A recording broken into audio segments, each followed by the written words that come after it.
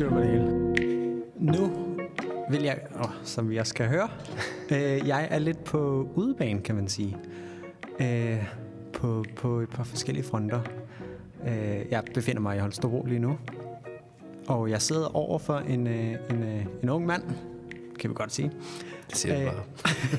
Han er en selvstændig kunstner. Han er både danser og laver musik. Og er en co-founder af et teater i Silkeborg. Magistraten. Ja. Yes. Og så en freelance kunstner og kreativ person. Velkommen, Jonas Dage.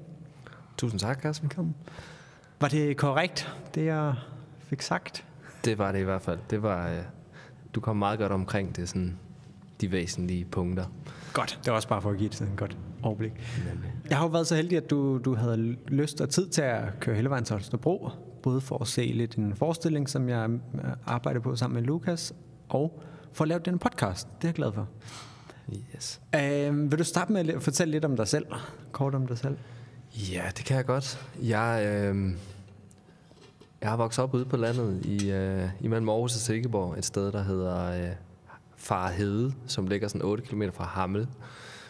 Det er meget på landet. Det er virkelig ude på landet, ikke? Altså, og er egentlig vokset op i sådan et meget kernefamilie, kreativt hjem med klassisk musik og folkemusik var sådan meget det der fyldte i min barndom. Og så grøntsager ud fra haven og alt muligt godt. Vi havde faktisk ikke tv de første 10 år af mit liv. Så på den måde har jeg en anden barndom, end de fleste børn har nu til dags, tror jeg. Ja. Og musikken var en stor del af mit liv, og har altid været det. Og spillede altså klaver, og jeg fik min første lille harmonika, da jeg var 5 år. Og spillede i min, hvad kan man sige, familiens folkemusikband faktisk. Så mig og mine 3 søskende og mor og far, vi kunne alle 6 spille sammen. Fedt. Og var det sådan, harmonika, sådan en træk? Ja, lige præcis. Sådan en blæsebælle, ikke? Ja, blæsebælle er jo rigtig udtryk. Yes. Fedt. Okay. Og så, altså jeg har altid haft lidt svært ved at sidde stille og øve mig på det der klaver, og jeg synes egentlig ikke, det var så skide fedt at øve sig. Det var meget sjovt at improvisere, kan jeg huske. Sådan har jeg altid lidt haft det. Ja. Ikke så interesseret i noder, mere interesseret i bare at få ting til at lyde af noget. Fedt. Men det der krudt i røven, jeg jo havde, det som der bliver kaldt ADHD i dag, det tror jeg ikke, jeg har. Jeg ved det ikke, men det har vi måske alle sammen en vis grad af.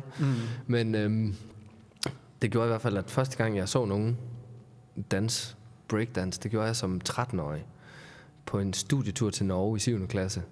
Og jeg havde aldrig set noget lignende. Jeg gik til jiu-jitsu på det tidspunkt, og efterlignede meget sådan Jackie Chan, og var meget sådan inspireret af at lave sin egen stunts, og det, der hedder parkour i dag og sådan noget, ikke? Ja.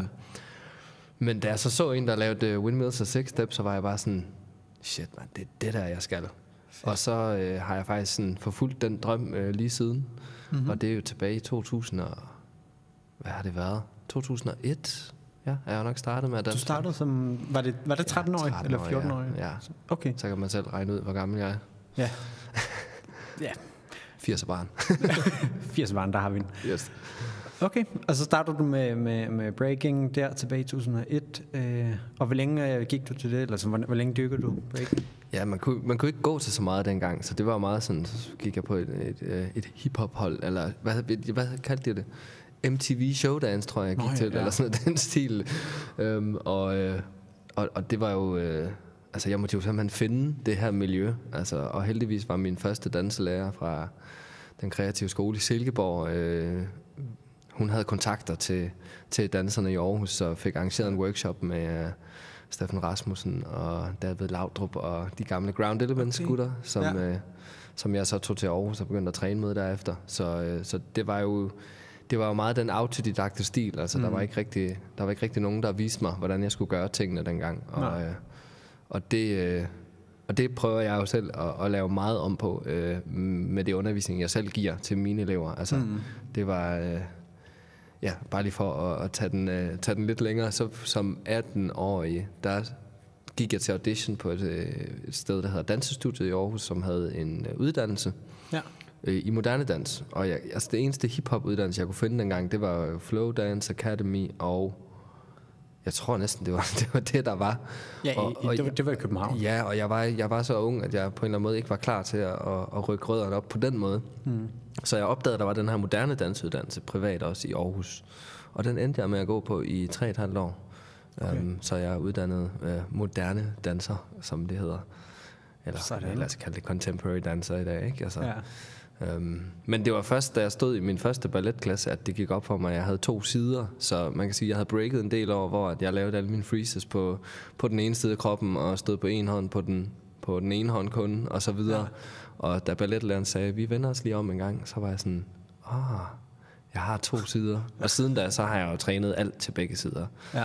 Altså, og implementere det i min egen undervisning som en meget, meget, meget væsentlig del af alt, hvad jeg laver. Ja. Det er egentlig også meget den samme tilgang, jeg har haft det. Jeg tror mest, det har bundet 2 ting. Det er, at det åbner op for mange flere muligheder, så jeg kan lave nogle ting på begge sider. Men også, at det giver balance i musklerne i kroppen. Ja. Sådan rent fysisk. Man kan forhåbentlig holde til det i flere år, ikke? Altså, præcis. Og det er vildt, hvor meget det åbner sig op af muligheder. Det med, at man kan gøre det til begge sider. Så det er ikke bare en ny mulighed. Det er lige pludselig 100 nye muligheder, hvis man bruger det kreativt, ikke? Så præcis. Lige præcis. Det er vi enige om. Ja. Okay, og så tog du den her dansuddannelse, som blev moderne breaker. Lad os kalde det. Ja. To verdener i en. Men hvornår var det så, det her teater kom ind? Altså, jeg tror, hele det her med at lave teater, det var... altså, interessen kom, fordi at...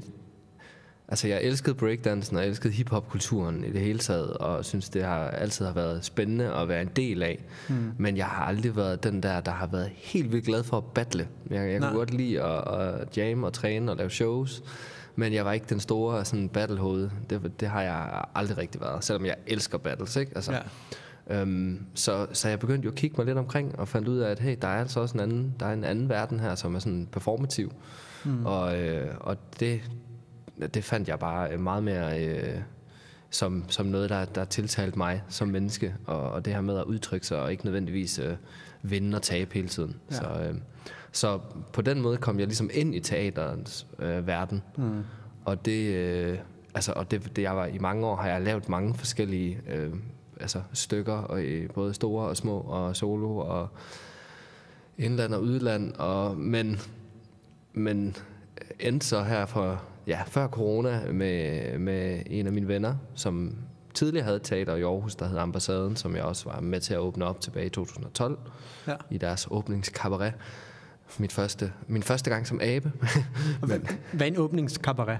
Jamen, det er jo en klassisk kabaretforestilling med musik, dans og trapez og gøjlerier og dans og så videre, ikke? Altså, så det er jo cabaret er jo en potpourri af alle mulige forskellige ting, du kan smide ind på en scene. Festligt. Festligt, ja, lige præcis. Og gang inden. Men der mødte jeg så min makker, som jeg har teatermagistraten med i dag. Og han havde jo den her erfaring med at drive Teaterambassaden i Aarhus, og det stoppede de så med ham og hans tidligere makker af diverse årsager. Og så, fordi han har børn, som bor i Silkeborg, så boede han i Silkeborg, og så endte vi bare med at hænge ud, og så var han sådan, hey Jon, skal vi ikke åbne sådan teater, eller Ambassaden i Silkeborg? Og jeg kan jo godt lide at kaste mod i ting, jeg ikke har prøvet før, og se, hvor det bærer hen, så det var jo bare ja-hatten med det samme. Fedt. Så etablerede vi Teatermagistraten, som kan mange forskellige ting i dag, vil jeg sige. Og hvad er det, du siger mange ting, hvad? For eksempel, hvad laver I? Altså, vi har de seneste år, på grund af corona, kan man sige, så har vi været lidt tvunget til at producere lidt mere ud af huset, fordi vi har ikke haft mulighed for at kunne præsentere på samme måde. Så det ændrede på mange måder vores oprindelige kurs med at være et teater, der havde åbent hver weekend med diverse tiltag. Vi åbnede det i sådan noget oktober 19 og sådan noget, så vi nåede jo have, jeg ved ikke, et halvt år åbent før verden lukkede ned. Så på den måde, så tog det bare en helt anden form, end det vi oprindeligt tænkte. Og altså i dag er det jo alt fra koncerter til, det kan være et privat arrangement, vi kan også udleje, det er jo bare nogle fede lokaler, der har mange muligheder. Og så er vi også i gang med at bygge et lille projekt ved siden af med en bus, simpelthen en rullende bus. Så vi ejer en bus, som er blevet bygget om til en rullende teaterscene. Ja. Jeg tog sågar stort kørekort sidste år for at kunne køre den, ikke? På grund af det her. Ja, så det er ikke et projekt, vi har søsat endnu, men den ligger i støbeskeen. Ja. Ja. Så det er et teater, hvor I prøver sådan at se, hvad sådan et teater kan? Ja, altså en platform først og fremmest for mig og min makker Tommy, også for selv at skabe vores egen ting. Altså jeg lavede mit livs 3. soloforestilling dernede for eksempel, ikke? Altså under coronaen, hvor jeg jo bare gik fuldstændig amok med at selv producere musik og digte, og alt hvad jeg havde på hjertet, det kom ud der. Og det var både godt og ikke så godt og sådan noget, men det er jo lige netop det, jeg synes, sådan en platform skal kunne, at man skal kunne få lov til at eksperimentere og få lov til at prøve nogle ting af, som man ikke kan få lov til ellers, ikke? Altså. Ja. Så det er lidt en legeplads. Det må jeg sige. Fed lille legeplads. Det lyder egentlig meget fedt. Ja. Kom til en legeplads. Meget gerne. Hvad var det, jeg lige tænkte på? Du sagde, at I producerer ud af huset. Jeg er ikke så meget inde i den sådan teater-lingo-verden. Altså vi har ligesom blevet tvunget til på grund af corona og ikke præsentere ting inde i huset. Min makker, han lavede for eksempel en teaterforestilling, som kørte ud og spillede ude i sådan gårdene i plejehjem med sådan silent disco headphones og et soundtrack og så videre. Så på den måde er det jo noget, der er produceret af Teatermagistraten, og så er det så sendt ud og vist på en anden måde. På den måde ud af huset? Yes. Ja, lige præcis. Fedt. Og hvordan... det er vel ikke kun jeres... det er ikke kun jeres egen ting, I laver der. Og for os andre ind, som der laver noget. Ja, det gør vi. Der er plads til... Der er ikke plads til det hele, for det er ikke et særligt stort sted, men der er plads til det, der er plads til. Altså, det er en lille scene på 4x4,5 meter, og vi kan have 55 siddende publikummer. Ja. Og en bar dertil og så videre. Så det er meget intimt og meget råt, og bare sådan et sted, der... som folk forelsker sig i, altså når de kommer ind, så er de bare sådan, wow, det er mega fedt det her, for vi har bibeholdt det gamle stil fra, det er et gammelt smedjeværksted fra 1912, og en af de ældste erhvervslokaler tilbage i Silkeborg, ikke? Så det er også noget historie, og noget, altså et sted, der har en hvad kan man sige, en kulturarv og en sjæl, og har været et smedjeværksted, og har været forskellige ting igennem tiden, så... Fedt. Jeg kan godt lide, at I beholder det gamle, som det var. Jeg læste også, at det var sådan lidt, at I prøvede at få sådan en lille smag af Berlin. Det er rigtigt. Det er der ingen tvivl om. Altså, jeg tror, folk, der kommer i Berlin, eller har været, for mig er Berlin bare en af de fedeste byer i verden, faktisk. Ja. Og hele den vibe, der er, den afslappethed, der er omkring ting, det er også lidt det, vi gerne vil have. Og det er rå, industrielle feeling, Berlin jo også har. Og det er meget den følelse, der også er dernede, synes jeg. Det er ikke typisk dansk på den måde. Nej, det er måske derfor, der er så mange, der godt kan lide det. Det er det. Altså, det er jo en af de steder der, som er... Altså, det bliver jo aldrig rent, fordi det er stadig gamle betongulv og gamle træklodser, der ligger. Altså, det er sådan et sted, du kan ikke gøre det rent, om du så har prøvet, ikke? Altså, det er umuligt. Så det vil altid være lidt beskidt på den fede måde. Lidt ligesom her, hvor vi sidder nu. Slagteriet i Holstebro, ja. Det er jo et gammelt slagteri, hvor de har lavet dem til kulturhus, hvor det er stadig meget råt. Det er det. Lidt køligt også. Store lokaler. Præcis.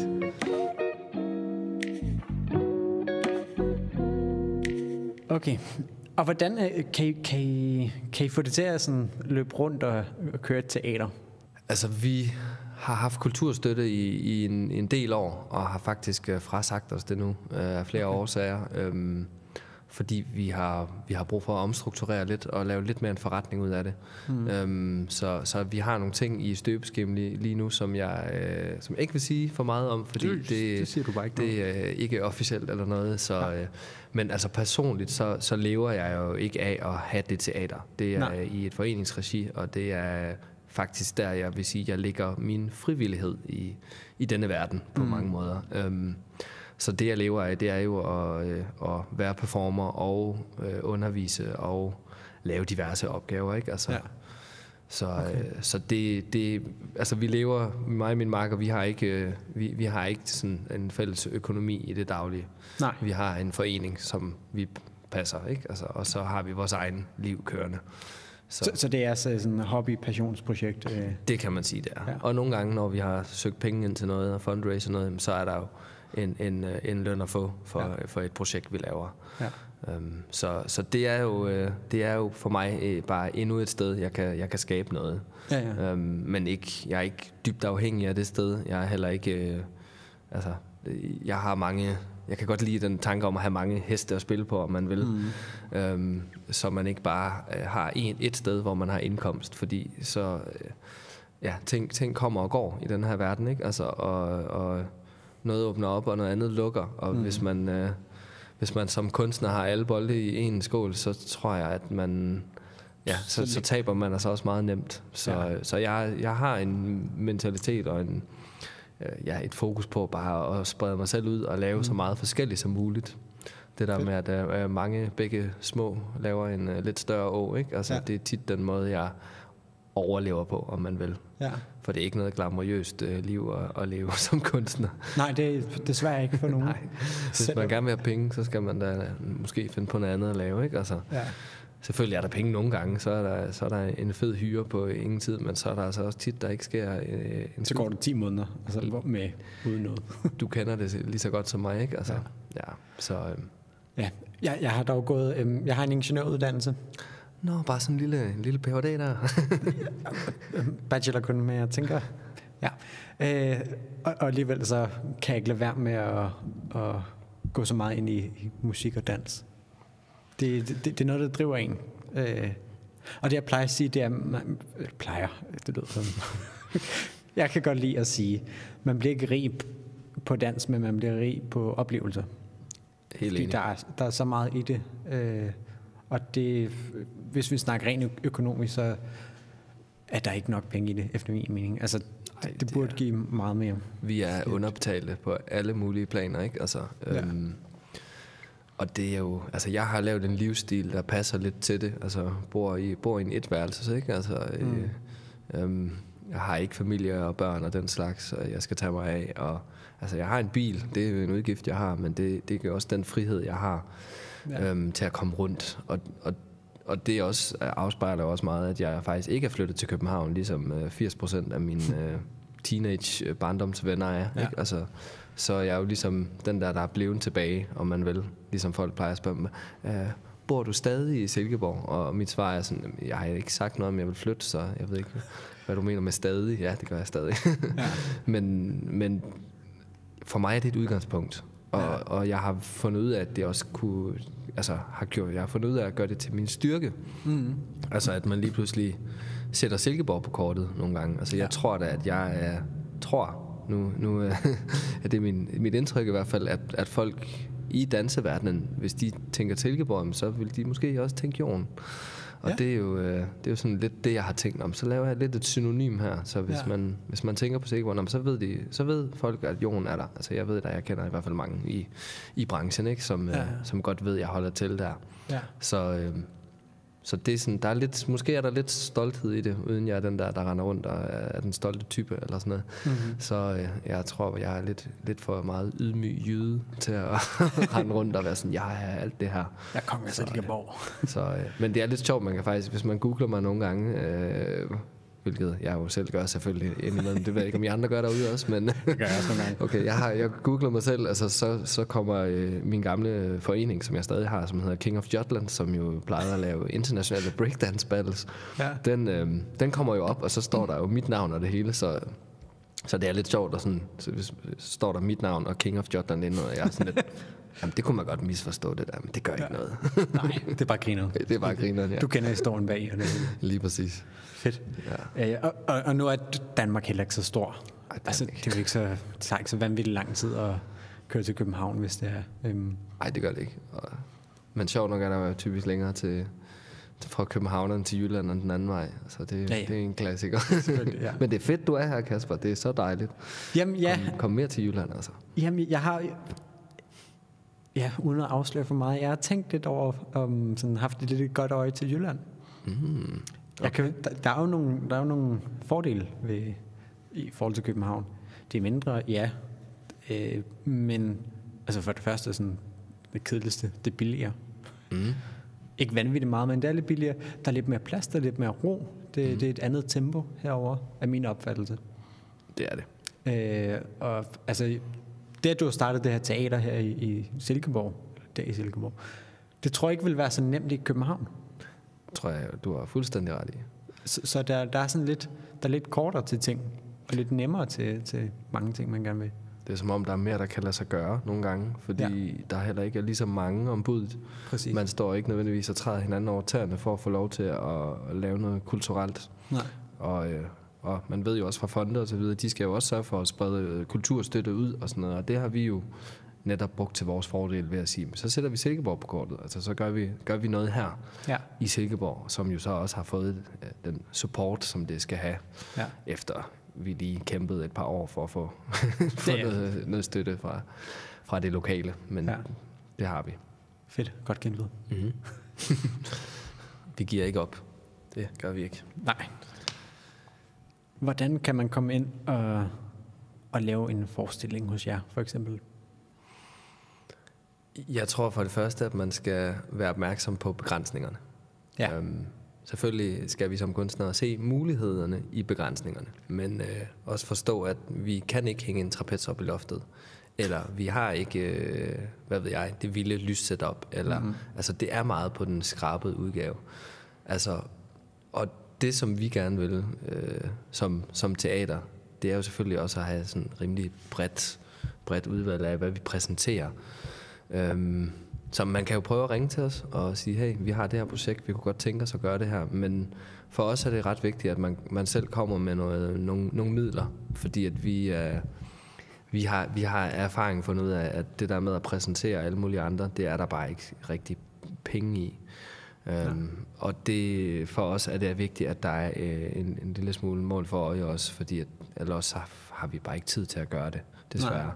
Jeg ville da ønske, at jeg kunne gøre alt det, jeg lavede for free, men det er bare ikke den verden, vi lever i. Så, der skal nogle penge i. Ja, der skal nogle penge i. Så hvis man kommer med sine egne midler og kan betale sine spillere eller musikere, eller hvad det må være, altså, så kan vi sagtens finde ud af noget.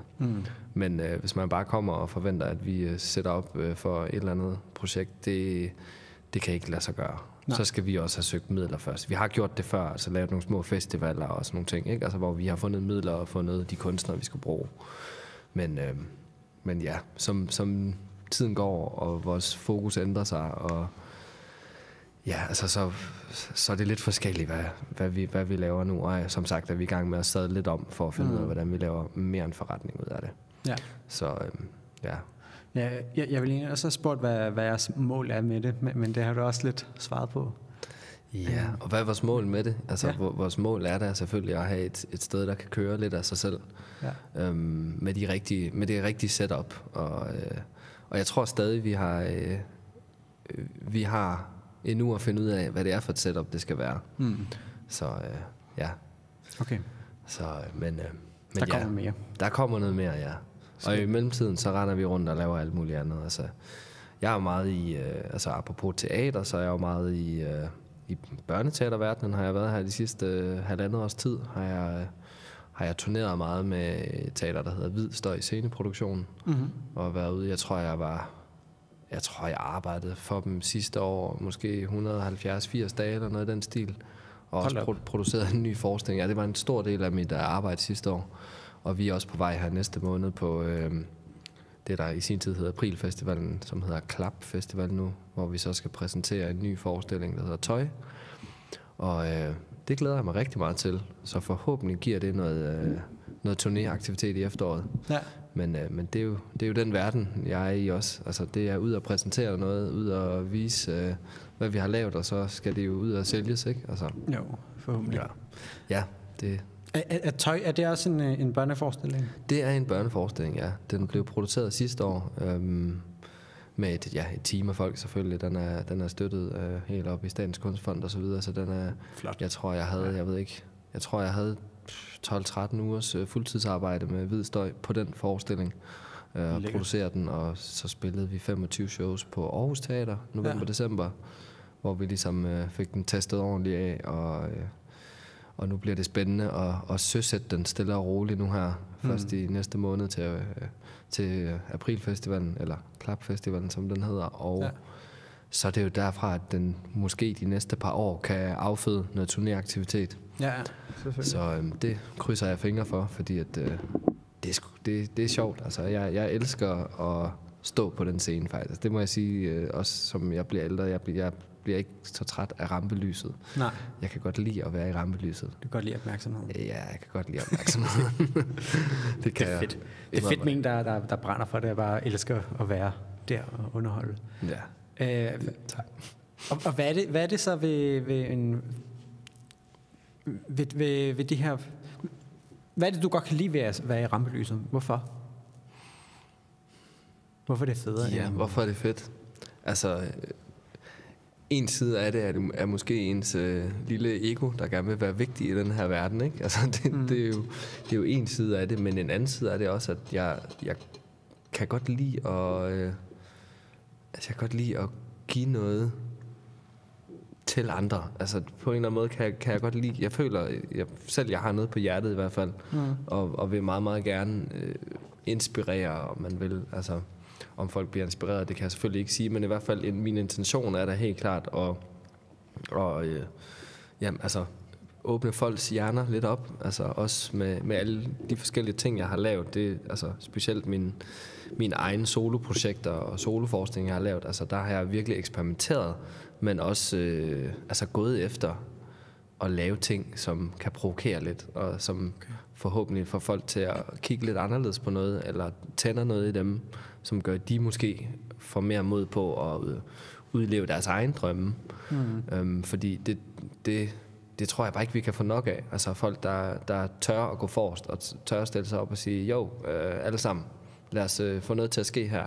Lad os jam, lad os lave noget musik, lad os danse, lad os udveksle. Ja. Det føler jeg ikke, vi kan få nok af i den her verden. Så på den måde føler jeg, at det er en vigtig opgave i vores samfund, at der er nogen, der stiller sig op og siger, hey, alting behøver ikke at være sort-hvidt. Du behøver ikke at gøre ligesom alle de andre. Altså, du må gerne være anderledes. Du er højst sandsynligt anderledes. Det er sådan, du ved, end når man kigger rundt i landskabet. Så jeg tror bare, det er vigtigt, at der er folk som os og vores venner og kollegaer derude, Kasper. Det er nemlig en værdi, man ikke rigtig kan sætte en pris på heller. Korrekt. Ja. Ja. Jeg sidder lidt mundlam, fordi du har svaret på en masse ting, som der er ofte mange, som der har svært ved at svare på, og som jeg også gerne vil stille. Klart. og du forklarer det jo, eller det virker til, at du har tænkt over det, så du forklarer det meget kort og præcist. Jeg forsøger. Ja, men det... I hvert fald. Altså, jeg tror også, det er den her... Jeg har lidt erfaring med at sidde og lave musik og høre min egen stemme og den slags ting, så jeg ved også, hvor lidt der skal til for at gøre ting forvirrende, eller man kan hurtigt komme ud på et sidespor, eller tale uklart. Og det er jo også noget, man lærer, tror jeg, som formidler, som underviser og så videre. Nu har jeg i mange år undervist i dans hovedsageligt. Så bliver man bare nødt til at være ret klar i forhold til det, man melder ud. Så det er vel bare træningssag, tror jeg. Ja. Men tak. Jeg har måske standardtræning, men det øver mig på her. Ja, men præcis. Og det hele er jo bare træning, basically, ikke? Altså, alt, hvad vi går og laver i min verden, det er bare. Det er seriøst. Jeg tager da mit udtryk og min kunst, om man vil, dybt seriøst. Men jeg gør det virkelig også, fordi jeg synes, det er fedt. Altså. Og jeg har kastet mig rigtig meget over musikken her, den seneste... Altså ikke bare det seneste tid. Jeg har i virkeligheden spillet musik, siden jeg var barn, som jeg fortalte tidligere, men man lagde det på hylden på grund af dansen, og fandt så ud af, at man... jeg opdagede noget, der hed en loopstation tilbage i 2012, og så min gamle trompet, som var røget på hylden, den kom lige pludselig i brug igen. Fordi nu kunne jeg jo lige pludselig optage mig selv og høre mig selv og lave klange og effekter og lag og... Jamen, så i mange år har jeg faktisk gået og lavet musik for mig selv derhjemme på hovedsageligt med en loopstation. Også lavet jobs rundt omkring og spillet forskellige steder og brugt det til mange forskellige ting. Men og kombineret. Og komponeret, din dans med musik? Ja, jeg har lavet mine 2 ud af mine 3 soloforestillinger, jeg har produceret i mit liv. Dem har jeg selv lavet hele lydbilledet til os. Ja. Og i dag har jeg så endelig taget skridtet og begyndt at DJ'e også. Det er stadig, jeg har stadig til gode at lave min første professionelle opgave som DJ, men jeg øver mig hele tiden. Og sidder derhjemme og laver, i går lavede jeg vel, jeg kan jo ikke styre mig, så det blev jo et hurtigt 3 timers sæt, jeg sad og lavede der, ikke? Ja. Men har bare en eller anden form for umættelig kærlighed til lækker musik, og jeg elsker at finde ny musik og grave og jeg er vant til at gøre det i forhold til at lave danseklasser, men det her med at nu faktisk kunne lave et mix ud af noget musik, jeg lige har opdaget, og så bruge det i sin danseklasse bagefter, det er jo også endnu et lag jeg får på mit virke, kan man sige. Ja. Og hvordan tænker du at nå ud som at få et professionelt job som DJ? Altså, nu starter jeg på SoundCloud, så I tjekker bare min SoundCloud ud. Det er faktisk et rigtig godt spørgsmål. Jeg tror, at for det meste, så er det jo det der netværk, som jeg jo i forvejen lever af på rigtig mange måder. Det er i hvert fald min erfaring, er, at størstedelen af mit arbejde kommer igennem netværket. Det er ikke så meget af sådan noget, hej, jeg fandt dig på Instagram-agtigt. Jeg har prøvet det, men det er ikke særlig tit. Så det er jo bare et spørgsmål om at åbne en dør op, og så derfra, så kommer der typisk en ny mulighed. Altså, så jeg tror bare, det med at få lov til at spille nogle steder, nu siger jeg få lov til, det er faktisk i virkeligheden der jeg er lige nu, hvor jeg bare gerne vil have lov til at stille mig op med min pult og lave noget god stemning. Så hvis der er nogen derude, der mangler en DJ, så er det nu, jeg er billig. Ja, vi skal heller ikke underminere markedet her, ikke? Altså, det skal vi heller ikke, så jeg er ikke gratis. Punktum. Der er sådan, når jeg oplever de episoder, så skal jeg skrive, om der er sådan reklameindhold, og jeg er lidt i tvivl om, hvor vi ligger. Hvor er det her henne? En gråzone, et eller andet? Ja, jamen, det er op til dig. Du er podcast-masteren i dag, så. Du får den her. Ja.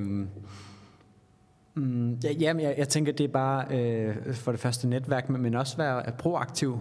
Nu har jeg en god veninde, som der... Jeg har et par... Men hun er virkelig meget sådan fremme på, at hun DJ'er også. Hun er meget proaktiv og kontakter mange og skriver sådan, at hun gerne vil ud og spille. Mm-hmm. Så det tror jeg... Det er jeg ikke særlig god til selv, men det tror jeg... Det er en måde at gøre det på. Ja.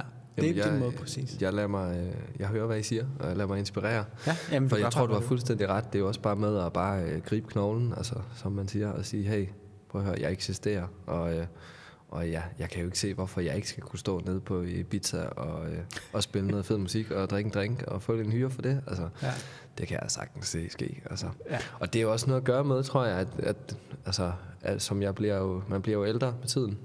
Gør vi alle, så det er også det her med, som danser, så bliver man også nogle gange nødt til at tænke lidt ud over, hvad kan jeg ellers? Ja. Så det er også det, jeg egentlig har gang i, det er også at måske finde nogle andre heste at ride på, som så at sige, ja. Og jeg er også, jeg kan også afsløre, at jeg er i gang med at lave et andet musikprojekt med en i forvejen professionel musiker, så... Og vi sidder og producerer og er i gang med at bruge 2024, bliver brugt rigtig meget på at lave noget musik. Og i 2025, så har vi planer om at udgive og komme ud. Og jeg kan sige, at vi kommer til at hedde, der er jo ikke noget officielt endnu, vi kommer til at hedde Seven Sisters. Og så tror jeg ikke, jeg vil sige mere. Så bliver det bare en reklame. Altså. Oplagt til 2 mænd. Seven Sisters. Lige præcis. Seven Sisters. Ja, jeg tror også, vi kommer til at blive et par stykker mere i den faste gruppe. Men mere sådan musikkollektiv i virkeligheden. Okay, fedt. Men, vil I så gerne ud og optræde live, spille live, eller hvordan? Vi vil hovedsageligt gerne ud og spille live, faktisk. Ja. Så det, vi går efter med det her projekt, det er at selvfølgelig vi producerer noget nyskabende musik, og så komme ud og spille live. Fordi det er også... Altså, jeg tænker også, at verden er drejet meget den vej i forhold til musikere. At musikere bliver ligesom nødt til at spille live for faktisk at have noget indkomst. Ja. Fordi det får du altså ikke ved salg af CD'er. Det kan godt være, at du kan sælge nogle plader, hvis du er stor nok, eller merch, eller hvad ved jeg, men jeg tror live kommer nok ikke til at dø, selvom AI tager over. Altså. Jeg tror... Jeg nægter at tro på, at AI det kommer til at nå det hen, det kan erstatte menneskeskabt musik. Ja, det tror jeg. Det nægter jeg at tro på, men det kan komme tæt på. Det kan komme tæt på, og vi kan jo bruge det som et redskab. Der er jo allerede, ved jeg, i plugins i Ableton, som er musikprogram, både mig og Kasper er meget bekendte med. Altså der er jo allerede mange ting, der bliver genereret med AI, hvad kan man sige, elementer inde i, ikke? Altså, så det er jo ikke noget, der sådan er fremmed. Og jeg tror, vi bliver nødt til også at embrace det, uanset hvor meget man hurtigt bliver en sur gammel mand, der sidder og siger, det kan jeg. Altså, så tror jeg, det er vigtigt, at man også bruger de midler, der er derude. Ja. Og jeg snakker faktisk lidt meget til mig selv lige nu, fordi jeg er lidt sur gammel mand nogle gange. Jeg gider ikke det der TikTok og sådan noget. Det er den nye moderne pjat. Og jeg gider heller ikke rigtig det der TikTok, men jeg ved jo godt, at jeg måske burde bruge lidt tid på det. Det kunne jo være, at det genererede noget. Ja. Jeg ved det ikke. Det kan være, at du skal hedde den sure gamle mand på TikTok. Det er måske en idé, faktisk. Ja, nu brygger vi på noget, Kasper.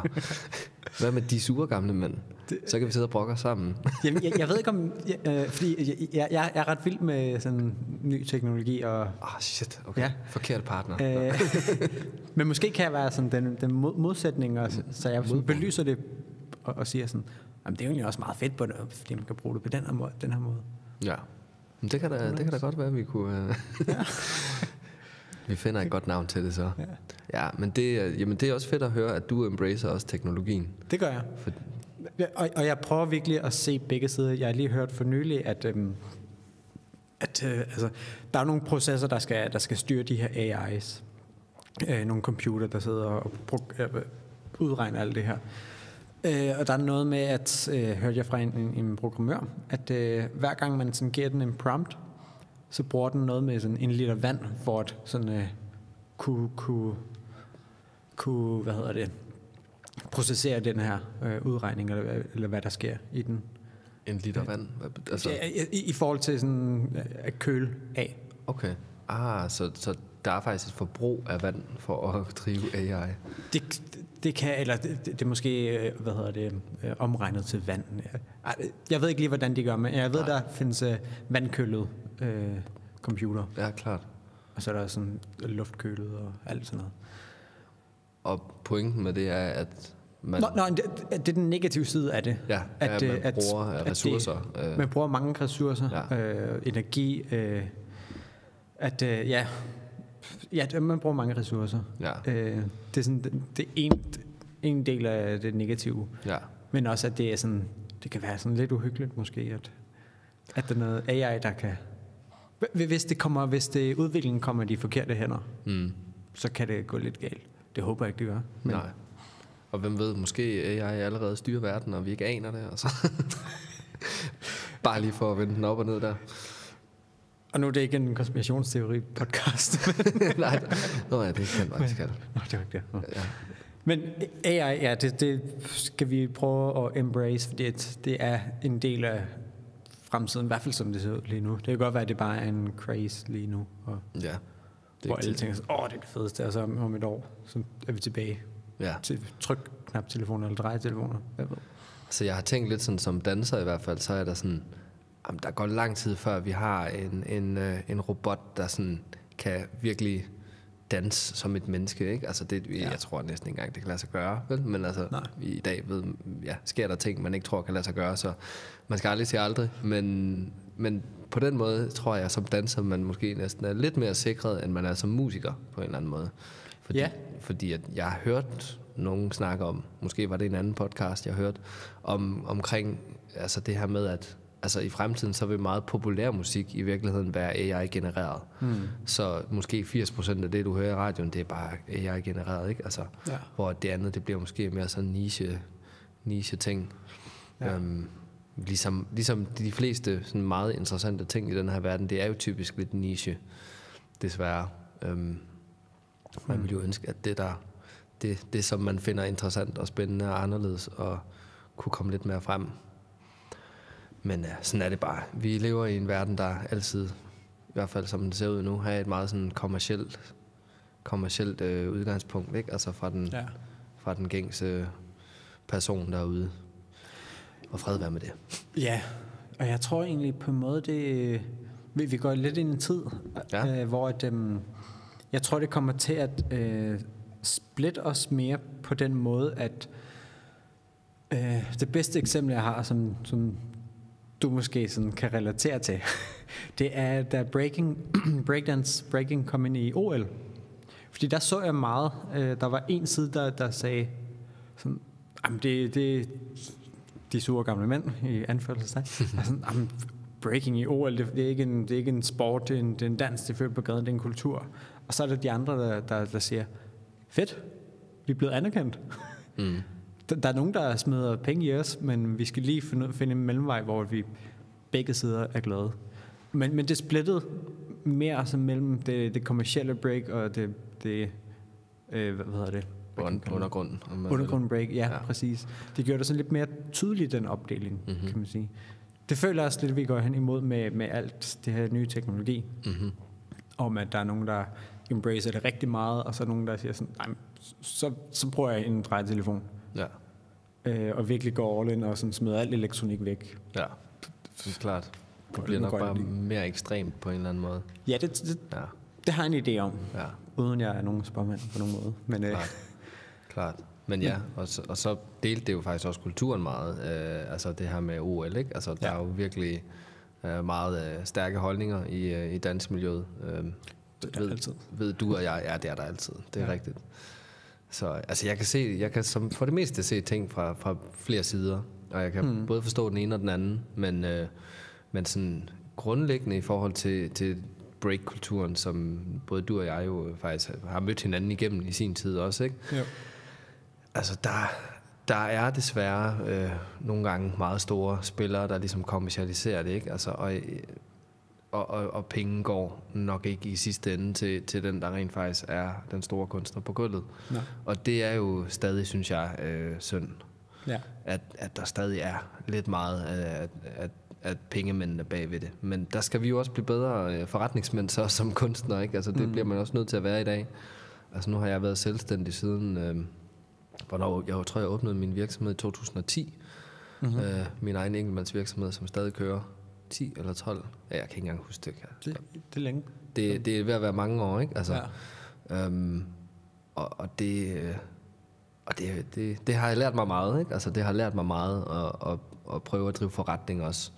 Og jeg er jo måske en af dem, der ikke særlig, eller en af dem, jeg er måske en af de udøvende kunstnere herude, som ikke laver noget andet faktisk. Jeg har sådan været meget konsekvent med, at det er lige før jeg hellere vil sidde leve på en sten, end jeg vil have fast arbejde eller andet sted, ikke? Altså, arbejde på café. Ja, det har jeg.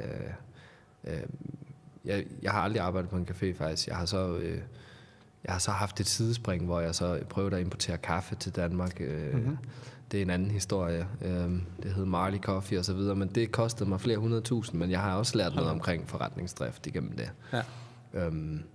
Og der har også været nogle få gange, så har jeg stået tænker op og ned, så har jeg stået i gæld. Og så har jeg faktisk bare hoppet på sådan et vikarbureau og taget et eller andet fabriksarbejde i nogle uger eller et eller andet. Altså det er sket nogle gange. Ja, det er aldrig noget, jeg poster på min Instagram eller viser til nogen, fordi det på en eller anden måde føler jeg, at det går ud over min kunstneriske integritet. Men i virkeligheden, så er det jo egentlig meget menneskeligt at gøre. Så, og det kan måske også føles som et nederlag. Jamen, det er jo også det. Det er jo det der ego, der står inde i, nej, du er kunstner, du lever af at danse, du skal bevise over for dem alle sammen. Det kan man godt. Ja. Fordi du kender det lige så godt. Kan man leve af at lave det der? Sådan, nej, man kan leve af broccoli og god mad, og det er bare, jeg. Men nej, spøj til side. Man bliver bare træt af at høre den der. Så jeg tror, det er den del af mig, der har sådan sagt, nej, ved du hvad?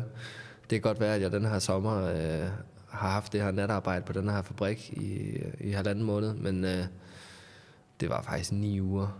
Ja, nu kommer jeg jo til kort, kan jeg høre. Men jeg betalte også min gæld af og kom videre, kan man sige, i det tilfælde der. Men det var ikke noget, jeg sådan gik og reklamerede med, vel? Nej. Altså, så jeg har jo den der kunstneriske stolthed med, at jeg gerne vil leve af min kunst på en eller anden måde, og vise, at det kan man godt. Og det kan man også godt, hvis man igen ikke skal have stort hus og nyeste Tesla og 3 børn og hvad ved jeg ikke. Altså, så tror jeg, altså det kan man jo også, hvis man er heldig og rammer noget. True. Der er også dansere, der laver rigtig gode penge. Ja. Det skal man heller ikke undervurdere.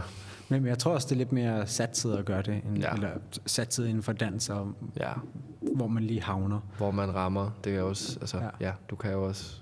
Hvis du rammer ind i en trend eller et eller andet. Ja, det er det. Så selvfølgelig kan alt lade sig gøre som udgangspunkt, ikke? Altså. Ja. Men ja.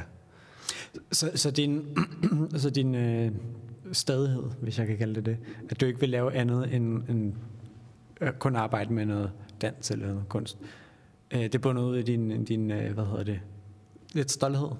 Sådan, og sådan, nu skal jeg vise. Det kan man fandme godt, det her.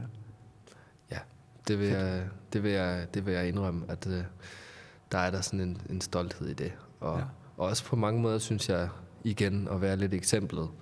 Og sige, hey, hvis du virkelig gerne vil, altså så selvfølgelig kan det lade sig gøre. Det er bare et spørgsmål om, hvad vil du gøre for at nå derhen, ikke? Altså, som menneske. Og jeg føler lidt, at specielt den lidt yngre generation, det kan godt være, at jeg tager fuldstændig fejl, men det er lidt mit indtryk, at de kan godt være sådan lidt bundet af at følge den gængse vej, altså også, og sådan, det er det her, man skal, og måske ikke nødvendigvis ture og tage satset. Og så har det sikkert altid været. Der kan komme pres mange steder fra. Ja. Jeg har heldigvis fået støtten hjemmefra og supporten hele vejen igennem. Og det er det, du ved, Jon, så støtter vi dig i det. Og det er jo måske mere sjældent tilfælde, at det sker. Men min pointe, det var lidt, at jeg fornemmer nogle gange, at det her social media-ræs, om jeg vil, hele det her den nye verden, der foregår, det gør nogle gange, at der er lidt mindre selvstændighed på en eller anden måde. Og det er bare en fornemmelse, jeg har. Så, altså det synes jeg er lidt hårdt at se. Altså også når man ser på, hvad der bliver brugt på sociale medier, og hvor meget det betyder. Og ja, for nogen betyder det også en indkomst og en levevej, klart. Men det er bare ikke altid, at det... Altså, jeg tror ikke nødvendigvis, man får alle de bedste værdier med igennem de sociale medier. Nej. Nu tager jeg måske lige de positive briller på. Yes, sir. Vi er allerede i gang, kan jeg høre. Jeg tror måske lidt, at det måske bare foregår på en anden måde. At det er måske ikke nødvendigvis, at der er mindre selvstændighed. Eller selvstændighed, det ved jeg ikke, hvor man ligger tryk. Men at det måske bare foregår på en anden måde. Jeg kan jo allerede... bare som en lille ting, og det ved jeg ikke, det er måske totalt irrelevant, men jeg underviste nogle børn engang, og så snakkede vi lidt om Facebook, og så spurgte de, er du på Facebook? Så ja, jeg har Facebook. Nå, du er så gammel. Ja. Og det er jo, tingene ændrer sig jo, og det går lidt hurtigere og hurtigere, og de unge, de bliver meget mere... er meget mere flow med deres nye elektronik og whatever. Ja. Så måske er det er bare min idé, at det bare på en anden måde, som vi måske ikke forstår. Det er det. Måske er vi siger jeg er for gammel til at helt forstå. Som jeg sagde til nogle af mine 10-årige danseelever for nylig, prøv at høre, piger, jeg tror simpelthen bare ikke, jeg er TikTok nok til det her. Altså. Det griner de jo meget af. Ja. Du er ikke TikTok nok. Sådan, ja. Men det er også fair. Ja, men det er jo også det at sige, at okay, jeg er sgu allerede ved at blive old school, altså i mine 30'er her, ikke? Altså, ja, og sådan er det. Og det er måske meget okay, altså. Ja. Også som du har ret i, det er virkelig et spørgsmål om perspektiv, fordi at, man kan hurtigt sidde og kritisere ting og gøre det, hvilket også er lidt en dansk brokkementalitet, der nogle gange også kan komme op i mig, men på den anden side, så er der også rigtig meget positivt ved det, altså. Ja. Det er der også, social media platforme har der også givet mig noget netværk, og jeg har mødt nogle mennesker, og altså har gjort nogle ting mulige, som aldrig har været mulige uden. Ja. Så jeg vil da ikke jeg vil ikke underkende dens værdi også. Altså, bare tage min, som 21-årig, der tog jeg min børneopsparing, så købte jeg en MacBook, og så købte jeg en rejse til Los Angeles. Fordi jeg skulle opleve Freestyle Session, som er sådan verdens største eller mest prestigefyldte break battle i hvert fald, ikke? Ja. Det skulle jeg opleve. Så jeg tog til Freestyle Session i Los Angeles som 21-årig.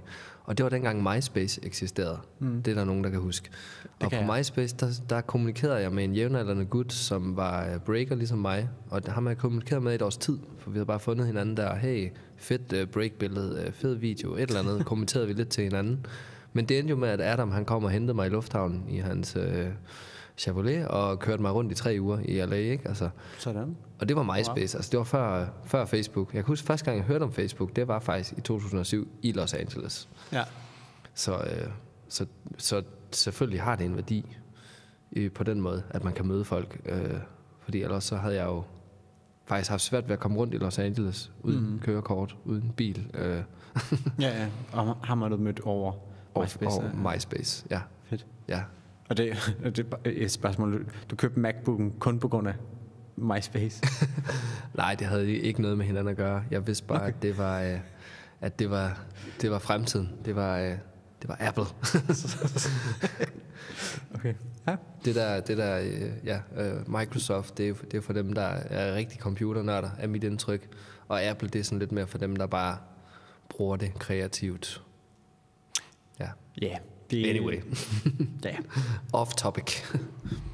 Igen, de kan noget forskelligt. Apple fokuserer meget på brugervenlighed, hvor Microsoft fokuserer meget på, eller det ved jeg ikke om det er mere sådan, hvad hedder det, redigerbart. Ja, altså konfigurerbart, om man vil, ikke? Præcis, altså, ja. Man kan lidt mere, hvis man har brug for det. Ja.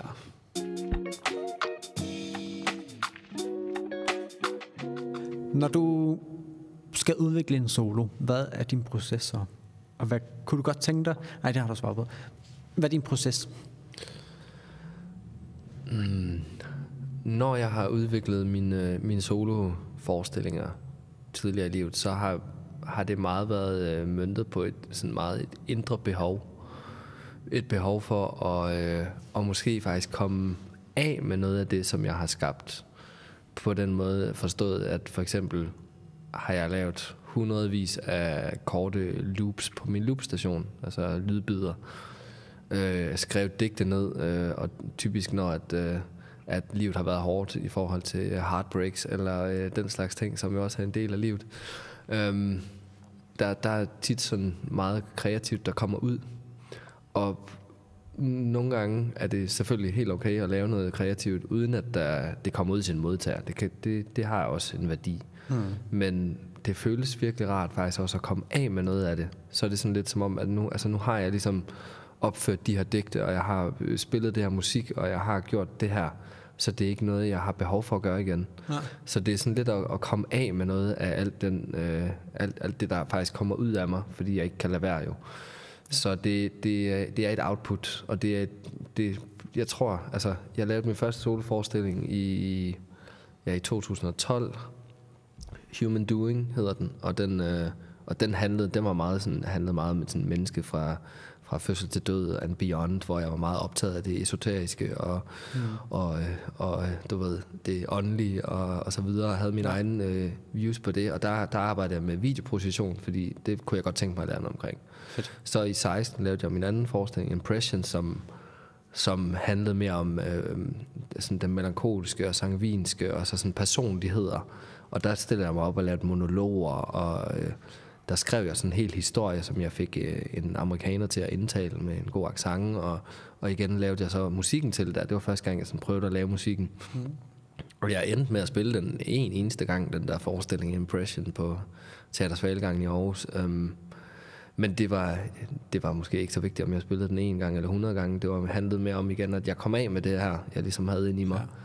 Og så kom videre, og så her i 21, så lavede jeg en loop-situation, altså, hvor det var en meget sådan publikumsinteraktiv forestilling, hvor jeg igen bare smækkede min digte ned på et bord, så tog jeg nogle terninger, som publikum kunne kaste rundt med, og så slog et nummer, og jeg trak det nummer ud fra bunken, hvis de 2 toer, der var taget, så måtte de slå igen, og så var det bare sådan helt low-key nede på øjenhøjde med, altså, ja, med direkte publikumsinteraktion, ikke? Og hvor jeg faktisk ikke rigtig vidste, hvad der skete selv. Altså, det var også, jeg lod ting være op til tilfældighederne. Fedt. Selvom jeg i bund og grund ikke tror på tilfældigheder. Jeg tror på, at alting sker af en grund. Så jeg tillod mig bare at have fuld tillid til det, der måtte ske. Mm-hmm. Og det var også mega vigtigt for mig, altså faktisk at gå ud.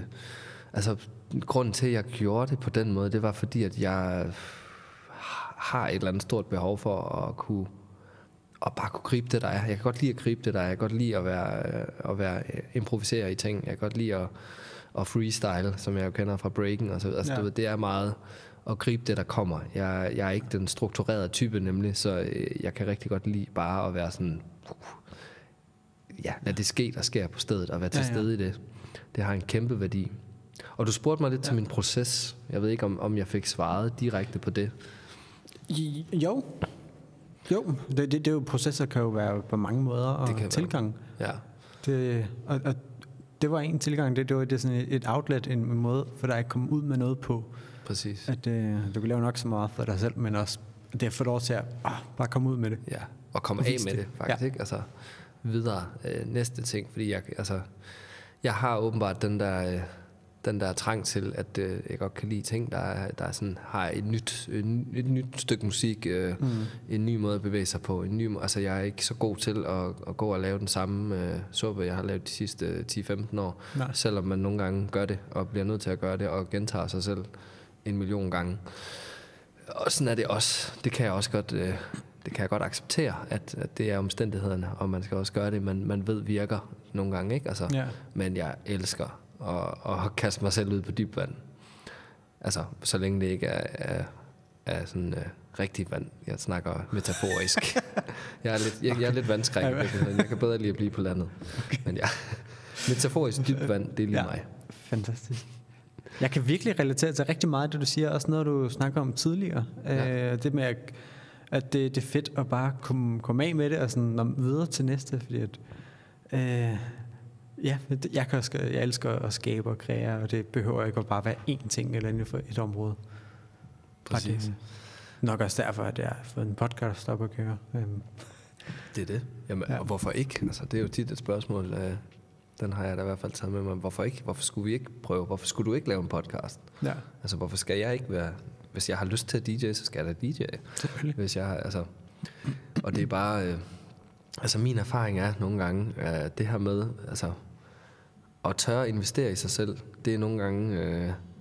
det er noget af det bedste, jeg har gjort for mig selv i mit liv. Altså, det er, når jeg siger, okay, fuck, jeg ved godt, jeg ikke lige har så mange penge, men nu går jeg lige ud og bruger 10.000 på et rigtig godt kamera. Det gjorde jeg for eksempel, da jeg skulle lave min første soloforestilling. Og det kamera, så begyndte jeg jo at tage billeder, og begyndte at lære og beskære og gøre. Altså, så lærte jeg en hel masse om fotografering, for eksempel. Så jeg ved da godt noget om fotografering og videografi og så videre, men jeg er så gået lidt væk fra det igen og sådan noget. Jeg tager selvfølgelig masser af billeder på min iPhone, for det kan man gøre nu til dags. Ja. Men den der kreative interesse, der var i det, den har altid for mig betalt sig af, også rent økonomisk, fordi jeg endte der med at lave et eller andet, hvor jeg tog nogle billeder til en polterappen, og jeg tog nogle billeder for noget andet, og jeg endte der faktisk med at lave nogle penge på det også, kan man sige. Fedt. Og jeg skabte den der forestilling, som jo også skabte en lille smule økonomi og så videre. Så tit, når jeg tør at gå ud og bruge, okay, nu går jeg ud og bruger, nu brugte jeg for nylig, så brugte jeg 3.000 på at købe en DJ-pult, og så har jeg købt adgang til Serato DJ og SoundCloud Pro, så jeg kan finde alt det musik, jeg har lyst til at høre. Det er jo en omkostning. Det er jo en udgift, der er, men selvom at den ikke har betalt sig tilbage nu, så er jeg slet ikke i tvivl om, at den kommer til at 10-doble eller mere sig selv on the long run. Så jeg vil sige, hvis der er noget, man går og tænker på at gøre, og har brug for at købe noget udstyr, der kan et eller andet, så gør det. Kast jer ud i det derude. Fordi at hvis man bliver ved med at lege med det og have det sjovt med det, så skal det nok generere generere noget andet, ikke? Om det så er penge, man lige har brug for, eller, altså, det er det jo nogle gange i mit tilfælde, så bliver jeg nødt til at kigge på, okay, hvordan kan jeg faktisk gøre det her til en eller anden form for økonomi, men det kan lade sig gøre. Det kan nemlig lade sig gøre, ja. Så jeg har aldrig fortrudt de der ting, jeg går ud og købt, altså. Nej. Altså, jeg tror, der er, ikke fordi, at jeg egentlig har nogle planer, eller sådan behov, eller egentlig har haft drømme om at have børn, men hvis jeg nogensinde skulle få børn, så vil jeg give dem en loopstation, før de får en iPad, ikke? Altså. Ja. Så på den anden side kan iPad'en måske også godt lidt det samme, som en loop kan til en vis grænse.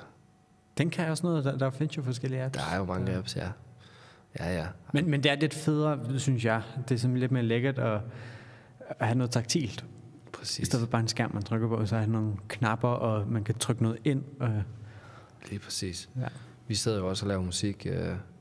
Mig og min makker, Daniel Kettau, der. Vi sidder og selvfølgelig producerer i Ableton, som du også kender, men så har vi lige været ude og købe nogle analog synthesizer. Nice.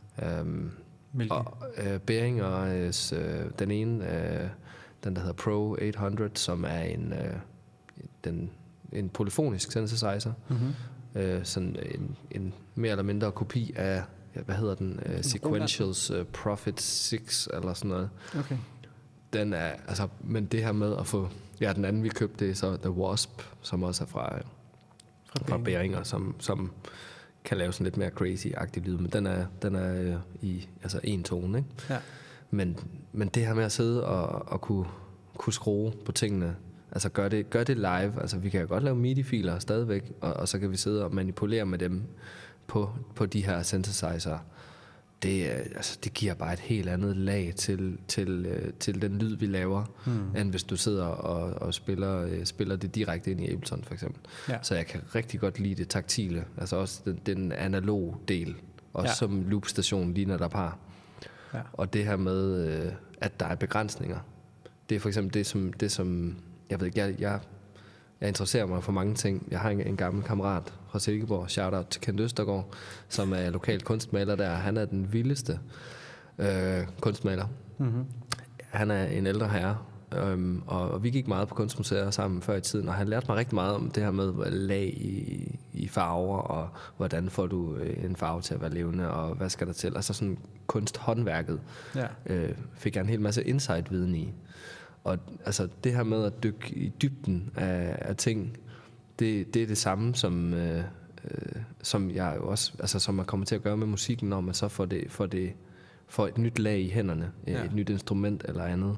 Og altså min pointe er faktisk, at det her med at for eksempel en loopstation har nogle begrænsninger, det er faktisk i virkeligheden en meget, meget vigtig præmisse for at lave kunst, om man vil kalde det er, at der er begrænsninger. Ja. Og begrænsningerne, det er for eksempel med loopen, så optager du en fil, du optager en lyd, og så lægger du en lyd ovenpå, og du kan kun gå en lyd tilbage. Det vil sige, lige snart du har lavet lyd nummer 2, så kan du ikke fjerne lyd nummer 1.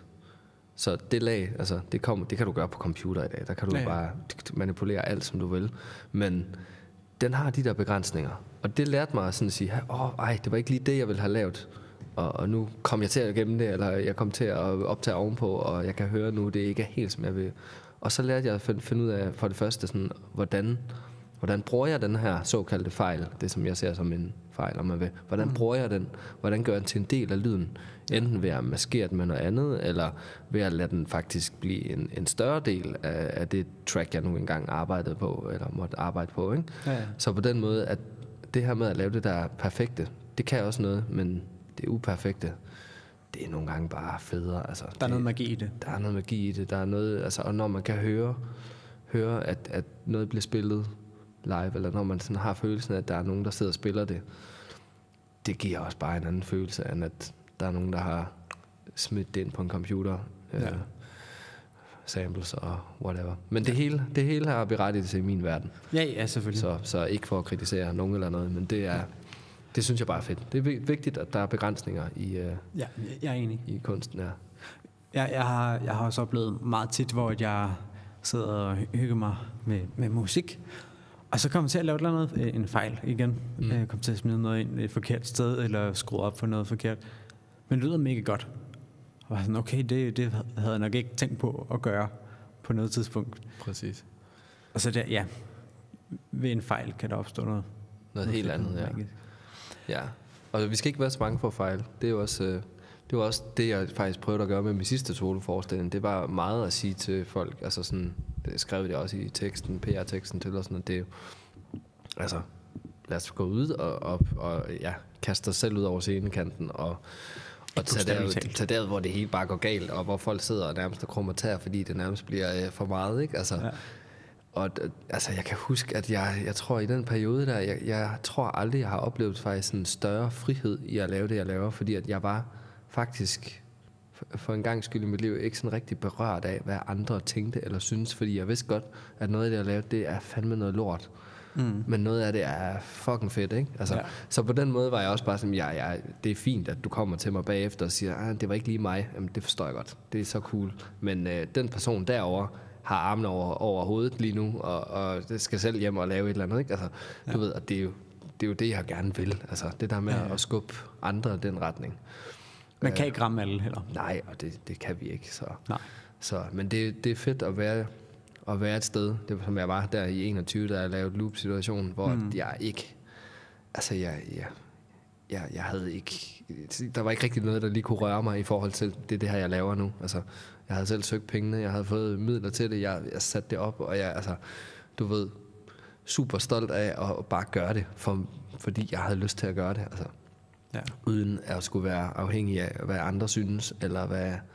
Altså, jeg skulle selvfølgelig leve op til nogle tal inden for de der midler, jeg fik, men det var et antal publikum, jeg havde skrevet, og det havde jeg også selv defineret i min ansøgning. Så det var jo bare, hvad det var, men det var altså fedt. Det var en frihedsfølelse. En fed frihed. Fedt. Vi skal til at slutte af. Desværre, ja. Jamen, Her til sidst vil jeg lige spørge, som jeg har gjort med et par andre. Vil du nævne et tracks eller et stykke musik, som har en bestemt betydning for dig? Ja, jeg tager bare det første, der popper lige ind i hovedet på mig. Ja. Som barn, der var der en af mine forældres venner. Han var sådan en yoga dude, lidt alternativ på den, og han gav mig en CD med en, der hedder Øystein Sevok, nordmand, som laver sådan nogle meget store, altså han har alt fra orgel til forskellige klanginstrumenter med og så videre. Og jeg kan bare huske, at jeg som barn virkelig sad og lyttede til det der, ikke? Altså virkelig lod mig drive væk i de der store klange, altså lyden af storhed. Lyden er noget, der sådan flyder ud og fylder mere end hvad man sådan bare lige kan rumme som menneske måske, ikke? Altså den her følelse af kæmpe fjelde i Norge, den fik han frem i mig. Og der er et bestemt nummer, hvad det hedder. Må jeg lige hurtigt tjekke, fordi jeg tror det ligger. Jeg har lige slået det op. Øystein Sevok, det hedder nok Norwegian i virkeligheden. Men jeg kan bare ikke huske, for det er nemlig et af hans numre, som bare, det rammer mig. Det har sådan alt fra orgellyde til, ja, lige før jeg vil sige panfløjte, uden at være fan af panfløjte, men han gør det skide godt. Men det er jo bare sådan et nummer, der går tilbage til barndommen for mig, altså, og som stadig, altså det var før jeg ligesom hørte elektronisk musik og sådan noget, som jeg jo er kæmpe fan af i dag, altså meget, meget på det elektroniske. I hvert fald når jeg selv DJ'er også, og selv laver danseklasser og så videre. Så altså, han havde bare fat i nogle ting, som jeg synes var meget, meget interessant. Ja. Og jeg tror nummeret, det kommer fra albumet Close Your Eyes and See, og nummeret hedder faktisk, det er nemlig ikke den hedder nemlig ikke Norwegian. Den hedder garanteret. Nu skruer jeg altså lige op her, venner. Ja, jeg har fundet det. Nummeret hedder Gaia, G-A-I-A, med Øystein Sevok. Gaia. S-E-V-O-G. Ja, Gaia. Lige præcis det nummer har nemlig, altså det har sådan et stykke, hvor der bare, altså hvor orglet tager over. Og min far var organist i 3 landsbykirker i mange år, så jeg er sådan vokset op med også et elorgel derhjemme faktisk, som jeg sad og glimtede på. har sågar gået til kirke over en kort periode af mit liv, da klaver blev lidt for nemt. Ej, det passer ikke. Jeg skulle prøve noget i hvert fald. Havde mulighed for det. Så ja, det nummer, det kan bare noget, synes jeg, i forhold til at bruge af instrumenter på en anden måde, og en følelse. Så det er en følelse fra min barndom. Den vil jeg må lytte på. Ja, god fornøjelse. Tak. Det vil jeg faktisk også, tænker jeg. Og det vil jeg bare lige indskyde, det er fandme et vildt instrument. Du bruger begge arme og begge ben. Ja, der er jo typisk, da jeg gik til Aarhus som 13-årig i Silkeborg Kirke, der var der jo, altså der er 3 manualer, og så pedaler. Det vil sige, der er tre keyboards, ikke? Nå, altså, ja. Og så var der, jeg tror,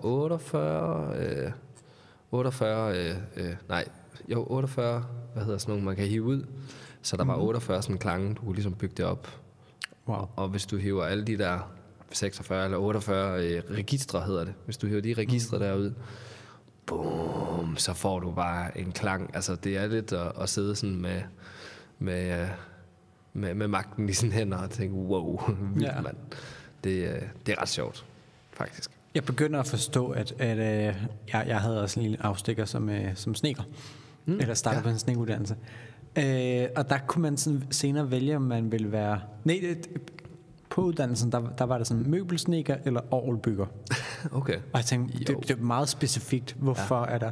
Men det begynder at gå op for mig, at okay, der skal være en specialist der er orgelbygger. Der er ikke så mange, der bliver uddannet. Nej, der er heller ikke så mange orgler, der bliver bygget, tror jeg. Nej, eller vedligehold. Der er ikke så mange, som der er behov for. Nej, det er det. Men det er et spændende instrument, faktisk. Det er ret vildt, ja. Nå, men så vil jeg sige tusind tak, fordi du havde lyst og tid og begejstring, har jeg lyst til at sige, til at komme op her til Holstebro, nu når jeg var et smut her i et par dage. Så du både kunne se forestillingen, prøven og snakke med mig. Det er jeg virkelig glad for.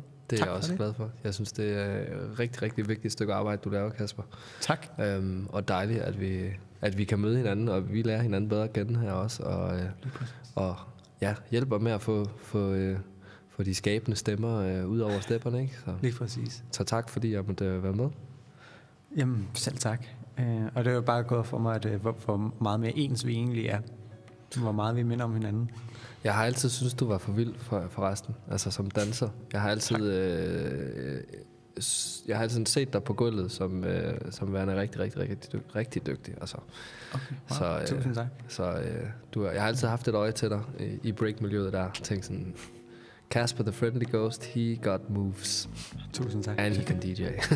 Så al respekt herfra. Tak. Og lige måde for, nu har jeg hørt din rejse. Ja. Alt for lov, så respekt herfra også.